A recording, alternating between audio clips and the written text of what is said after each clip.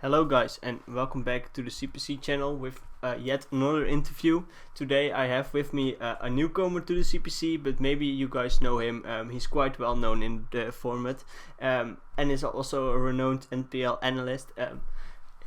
Together I have with me the Vert. Vert, say hi to the fans. G'day jabronis, it is the Bird here and I'm very happy to be a part of the CPC this season. Very excited. So why did you actually decide to join the CPC? Well, I guess I'd always seen that a lot of guys have been part of it, and I've seen the videos obviously online. Fantastic, and I knew obviously you and Shadow, who were two of the big guys, a big factor of the entire league, quite well. And Shadow said to me in one of our chats saying like, oh, I'm going to be dropping applications soon, you should apply for it. I was like, well, I might not get in, but I might as well just give it a decent battling resume, and most people in the community know me pretty well, and I was fortunate enough to get given the opportunity. But yeah, I'm pretty stoked to be here, to be fair. Yeah, we are really stoked to have you. I think you have proven again in Gen 7 already that you have been doing quite alright, really fine actually. In the MPL minors you went undefeated, which is pretty nice. Yeah, my current, I think, Sun and Moon record, like 16-3, something like that. That's really great.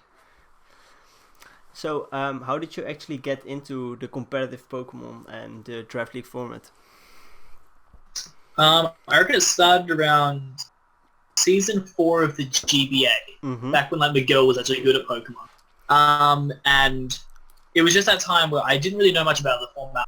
That kid who always just got the new Pokemon game, played through it, had a bit of fun with that, and I didn't even think about it really competitively until I started watching the GBA. I'm like, wow, this is really cool. Like, I really enjoy this kind of format, and I just did a couple of little leagues with some friends of mine, and then eventually got into like one league that my friend Adam the Bee's knees had, which was a UBC, which was quite good. Like, it's kind of still going around, but it's not as popular. Then going to the PMC, obviously the J-Specs runs, that got me a bit more popularity, and then obviously my analyst role in the NPL just gave me this whole new outlook. Like, analyst work, I think, has genuinely been one of the most rewarding parts of my Pokemon journey, because it gives you a completely different aspect of the game. You're not thinking about it from a battler's point of view, you're thinking about it from an analyst, looking at all the plays, all the things, and it just heightened my battling skill even further. And now, I can honestly, confidently say that I feel that I am a competitive battler and a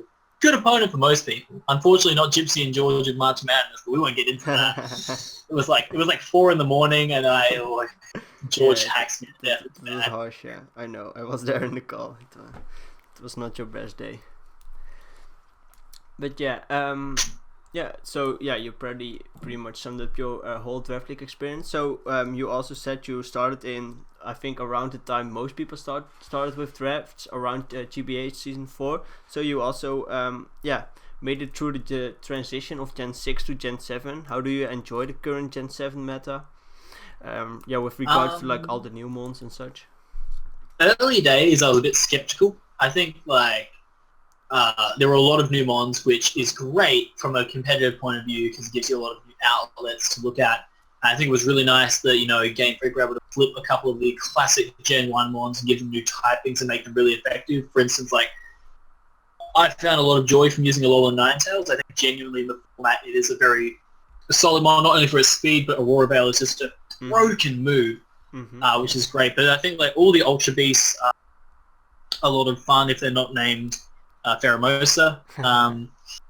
Obviously Magina was pretty broken, but what I really like about the new format, I feel, is it really shows the importance of probably the two biggest cores that I find in Pokemon being Fairy Dragon Steel and Fire Water Grass. Like, regardless of it's offensive or defensive, just those 6 types, plus maybe a ground type and a ghost type, are the quintessential things that you now need on a draft team to make it solid.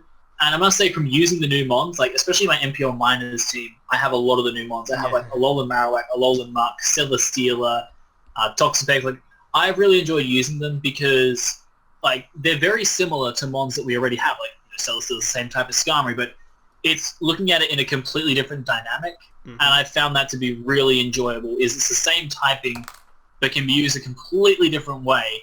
which in a lot of the earlier generations we didn't get as much of. So I do find this newest generation has been incredibly refreshing and incredibly rewarding for me as well. So yeah, and definitely sounds really nice. Yeah, you are one of the few people who already, like, we're not that far in, has already used quite a lot of Gen 7 mons. I think in most of the interviews I had, like, people who say, yeah, most of my drafts have at most 2 Gen 7 mons, haven't really used them. So, but yeah, you definitely have used a lot of them, and you are one of the guys that really enjoyed it.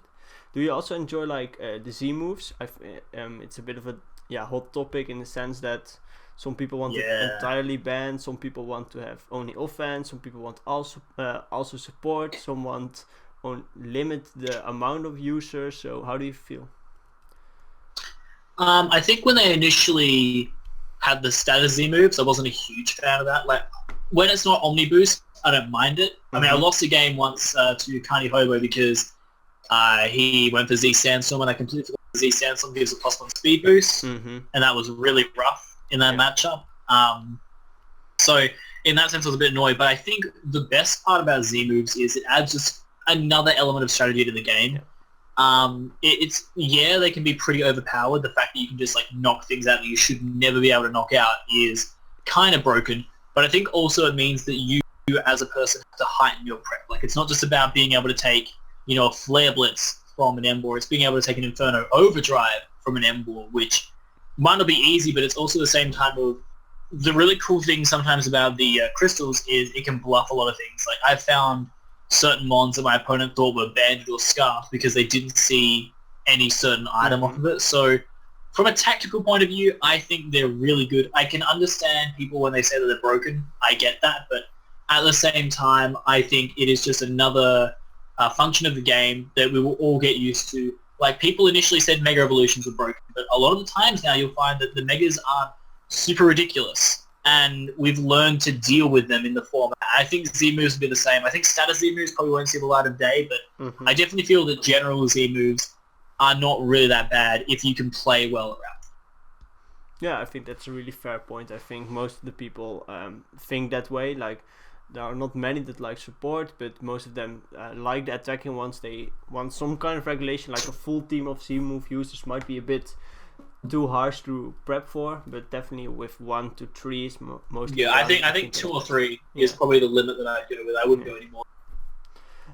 Yeah, so with the actual season approaching, like, our drafts are done. Don't talk about them too much, but you can give some hints. How confident are you going into the season?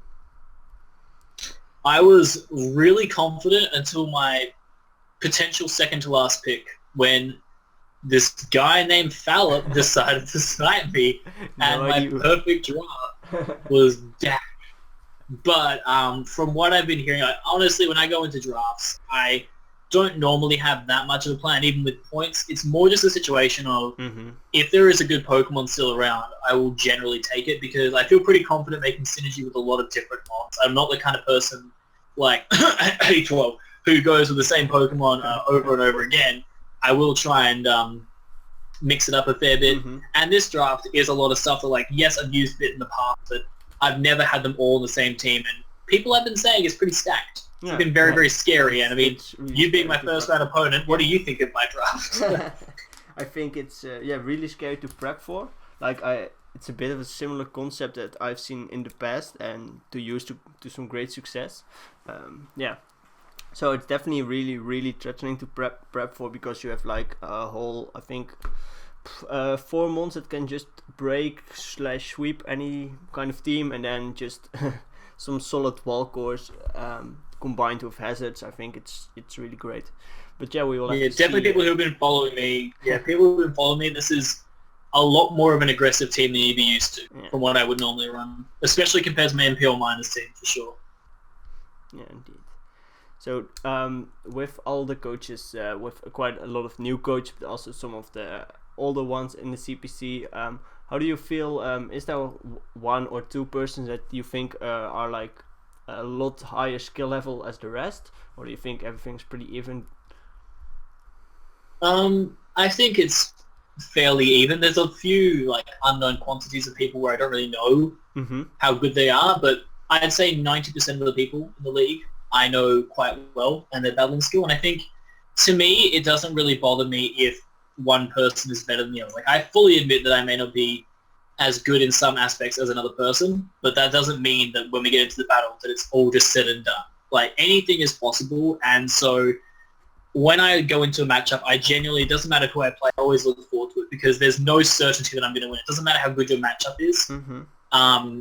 So for me, I think it's just going to be really competitive, and at the end of the day, that's what we all want. We don't want it to be just an easy, sweep everybody, Gypsy King season 5 of the NPL kind of thing. We want it to be like situation where you think like, you know what, every single week I am going to have a tough match. It's not going to be easy. Yeah. I'm going to have to come out the other side with a W. That's, I guess, the way that I look at it, and it gets me pretty excited for the season because I genuinely feel like every week is going to feel like a final. That's great. Yeah, definitely. We have a really stacked season, and yeah, we'll definitely enjoy all the weeks to come.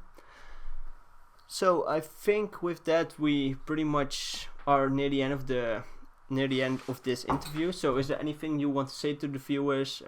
Get them riled up, some maybe. You want me to drop one of my wrestling promos right now, don't you? I haven't done one of those in a long time. I don't know. I think one thing for a lot of people to look forward to is that, like I said before, there are a lot of phenomenal players in this league. You know, you've got players from all stretches, from the GPC, the NPL, like, not saying that these leagues are better, but the CPC brings together a lot of these other guys that are quite big in other leagues into this one. I like to think of it as almost like an all-star league, to be fair. And I think, you're never going to really have a week where you say like, oh, this is going to be a boring match. Like, every match is going to be exciting. All the coaches are great. So I definitely recommend that you go check out all of them because they're all good guys. But, I mean, at the end of the day, there is only one nerd, and clearly the CPC title is coming home to an Australian. Abe had his chance last season. He's not even really an Australian. I just want to point that out. Aberforth he lives in Australia, but he's English. And the Flying Bird and I have had a deep discussion about that. They were very disgruntled that people think he's an Australian. But all I'm going to say is that I'm going to try my absolute darndest to win this season. You're going to see some heat sets. You're going to see some crazy shit. Maybe another Assault vs. Toxapex. Who knows? The sky is the limit, guys. I'm just really excited to get this started and could not be happier with the league and the draft that I have. I think it's just going to be a great season, so bring it on. Yeah. So is there also any way they can check out all your crazy matches, or just get a hold of you to talk to you? Some Twitter, YouTube account? Yeah, alright. So YouTube channel should probably be in the description. I'm going to assume likely, this is my interview, most likely. My Twitter is the_the29. So if you want to hit me up on there, feel free, but you're much better off just catching me on the Discords. I'm pretty sure my Discord name is just Vertigo29, but I don't know. I currently go by Inferno Overdrive because it is the best pun known to man. But you can just hit me up on Twitter or my YouTube channel and send me messages if you ever want. Like, I'm pretty good at team building. I wouldn't say I'm the best battler in the world, but I can build a mean team. So yeah, I'm always happy to help out people. I'm in like 1 billion front offices, so I'm always happy to help out those around me. And, if they look for advice, then I guess I can provide it. So that's how I would hit me up. But also mainly just check out my YouTube channel. That's probably the best place to find all my stuff. Yeah, sounds all good. So I think with that, guys, we will be back most likely tomorrow with some more interviews. And yeah, that's it for now, guys. Bye. Peace.